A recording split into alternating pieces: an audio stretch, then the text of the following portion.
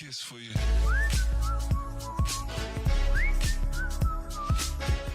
So the too long didn't watch for this video is basically what's on screen here.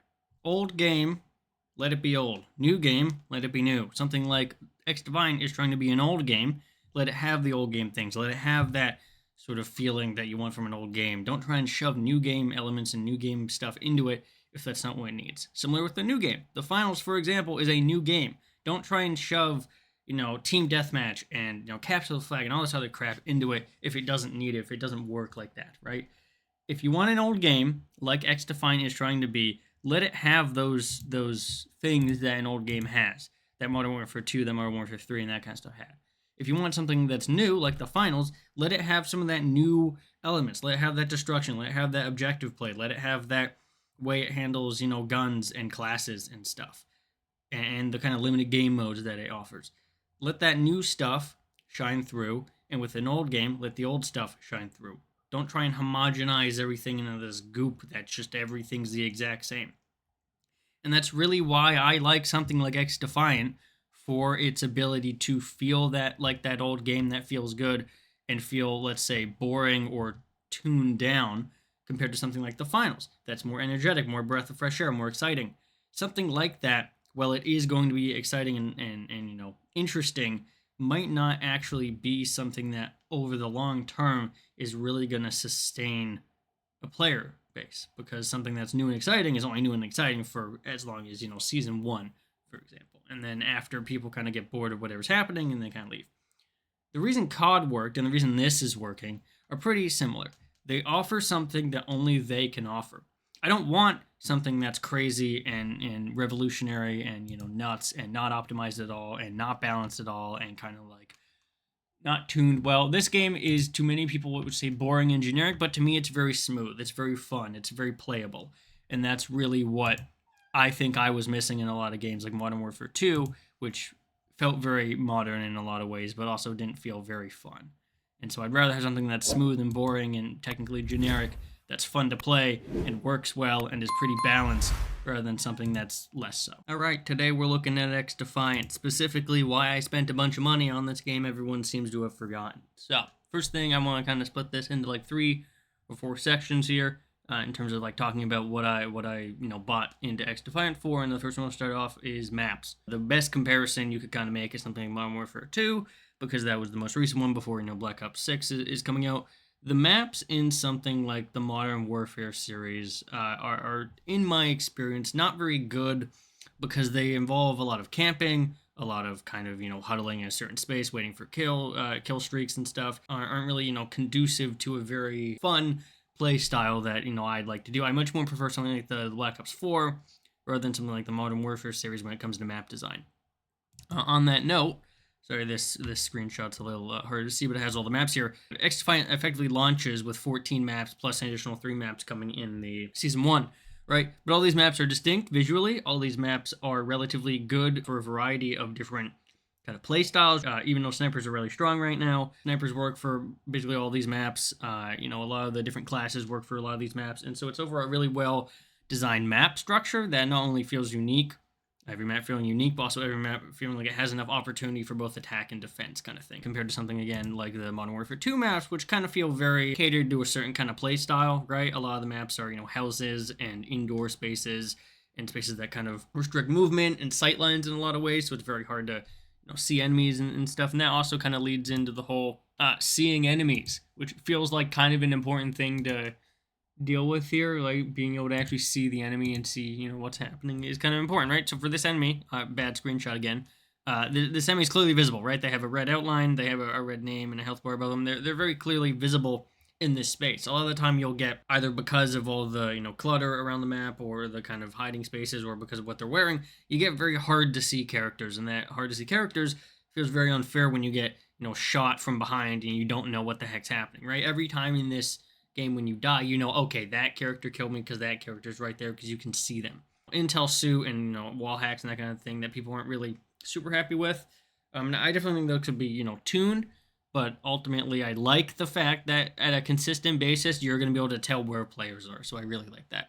So the maps, the structure of the maps here, combined with the fact that we get new maps season and the fact that I can actually see the players, as well as the kind of critical structure of how the scoring perspective. I really like the fact, and again, horrible screenshot. I don't know why all these screenshots are so low res. I like the fact that in this case, this guy here had 13 kills, which is not, you have 31, 35, 23 here, and he had a lot of deaths. He had 23 deaths, right? That's, more than anyone else on the team. But he was able to get third because he was able to play the objective and he was able to do support, which the other classes might not have been able to do. And so I really like that. No matter what's happening, even if I'm bad at the FPS part of the game, I can actually, participate in it and kind of still feel like I'm doing something for the team, even if I end up, not being good at the actual killing and not being good at the actual, like, kind of more meta level progressions of the game. I can still support and feel like I'm useful. And I think the combination of having very nice maps that feel like, there's no camping, you're going to be able to see, what's happening and what you're doing. You're going to be able to participate and feel like you're gaining ground, even if you're not good at the game. Ultimately, all kind of coincide with the fact that, like, yes, all these things are very good structures for the game. You can have great maps, you can have nice features like being able to see players, you can have a good objective-based scoring without kill streaks, right? So it's not like incentivizing killing a bunch of people. There's no incentive to do that, so more people are going to play objective. But all that would be for nothing if the developers aren't willing to adjust things. And that's kind of really where I put my faith in this game and my money into this game. That's happening. You see patches every week. You see communication that's very on point. You see a studio with Ubisoft San Francisco that have done Rocksmith for the last 10 years and supported that game and kept that game updated and kept that game supported. Even now, when it's changed into Rocksmith Plus, they're still being supported. That's a game from 2014 that got updates and DLC every week for 10 years and then had, the transition into Rocksmith Plus, but that's ultimately still a thing they're supporting, right? No matter what has happened, it's still been a thing that has been supported by this studio for a very long time, even when a lot of people probably wouldn't be into Rocksmith. So that's super exciting. Patches at a consistent basis. They just had a patch that effectively halved the requirements of the XP grind and shifted some mastery stuff over. So basically, unlocking things across the board became like 14% faster. They have a bunch of gameplay and netcode tweaks and all that, and they're really active in updating the game. And we've had 4 patches already in preseason, and it's only been like a month and 4 days, right? The game came out like May 21st, so already having 4 patches here once every week is really good. Obviously, trying to fix stuff, getting ready for 1.0, and 1.0 itself is very nice. 1.0 ends up adding 3 new maps, 3 new maps, 3 new weapons, a new faction, which is kind of like a class, right? Like I think of like an Overwatch here or something like that. A new battle pass, new, patch and tweaks and stuff, as well as some new, skins. That is really a good level of commitment and of interest. And they're also adding Capture the Flag. They're adding a new mode. Technically, they're adding 2 new modes because of Team Deathmatch that also got added. So there's 2 new modes, and that's probably not going to be something that's on a seasonal or even yearly basis, right? I wouldn't necessarily suspect that they're just going to keep adding modes. And that faith ultimately leads me to the Ultimate Founders Pack. The only reason I bought the Ultimate Founders Pack and not something like the $40 pack or the $20 pack is you get... So the way I kind of look at this is you have a faction here. These factions are kind of like classes.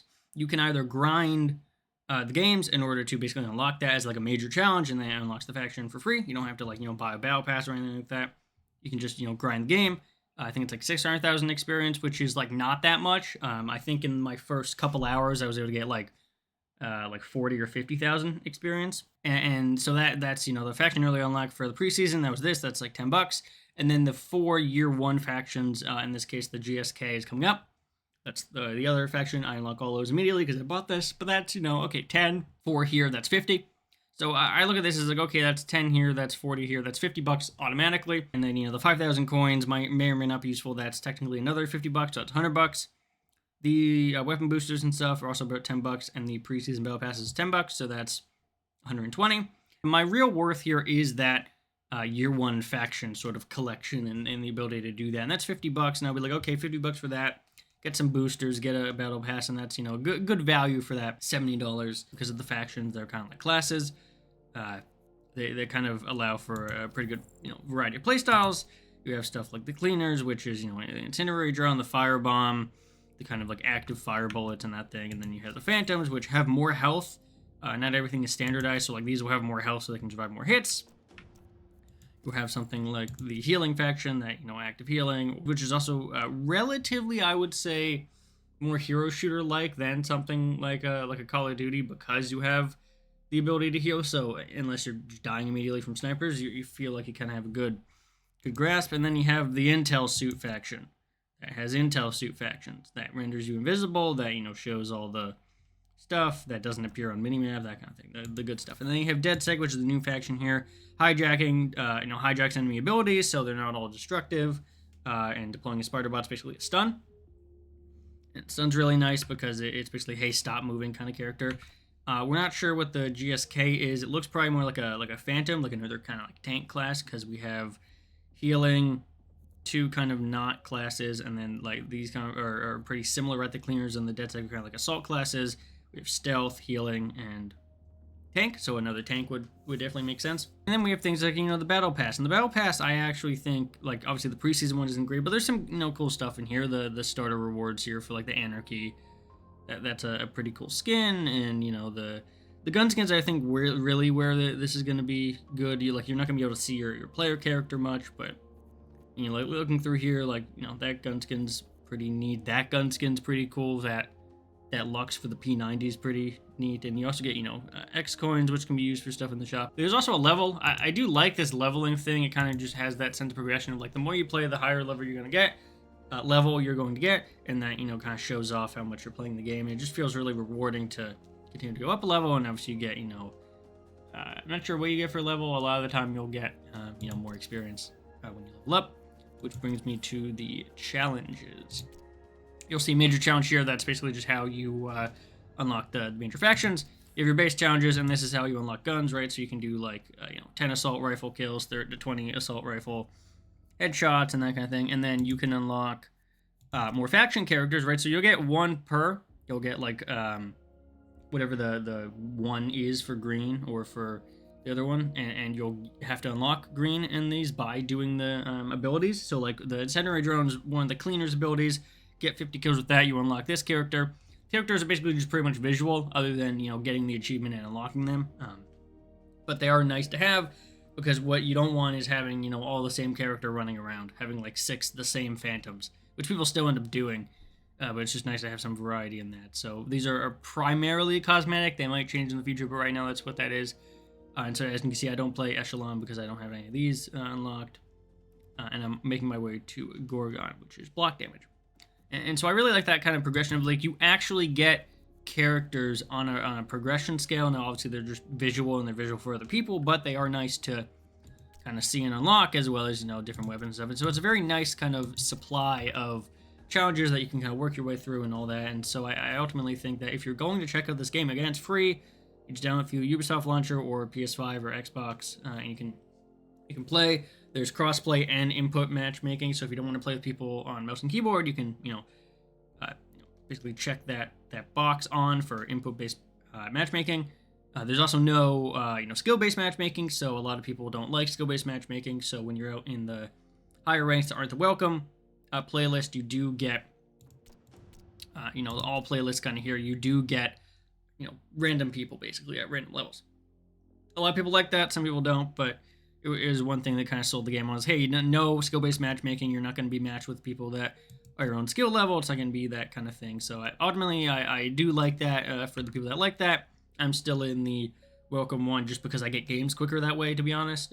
I would do the other playlist, but they tend to take a little bit longer. So I think that this is really good, and people need to kind of remember that these games are going to change over time and evolve and kind of, you know, get better as time goes on, and to really kind of appreciate what you have here. It's one thing I like to say is let an old game be an old game, and let a new game be a new game. That's really what, like, this is an old game. This is trying to be an old game. It's trying to be Modern Warfare 2 and Modern Warfare 3. Let it be that. Don't try and shove in all these kind of things into it. If you want it to be an old game and you want to have these old game things, then let it be that. And let something like the finals be a new game with new game things. Don't complain that it has new game things in it if that's what you want. And so really, that's the crux of it. Let this old game that's trying to emulate old games be the old game it's trying to be. And let new games like the finals try and be a new game, and let it have all the problems and all the things that that new game idea has. That's really kind of the crux of what I wanted to talk about here, is that kind of relationship between this old game and the things it's doing and the quality that it has. And a lot of people might say it's boring. And I think that's kind of funny, because I'd rather have something boring than something that's just trying a bunch of new stuff that's horribly unbalanced, right? That's just me, but that's kind of like where I'm coming from when I'm thinking about... I like the finals even, but I still thought there was a lot of issues when it comes to balance, and it comes to kind of like objective play there. That made it not fun over time. I'd rather something like this that's a little bit more toned and tuned a little bit more, so that it can feel boring to some, predictable to others, but to me it's a really nice feeling that feels very smooth and feels very playable and feels very fun a lot of the time. So hopefully you found something of that, and hopefully I'll have more videos on this channel soon.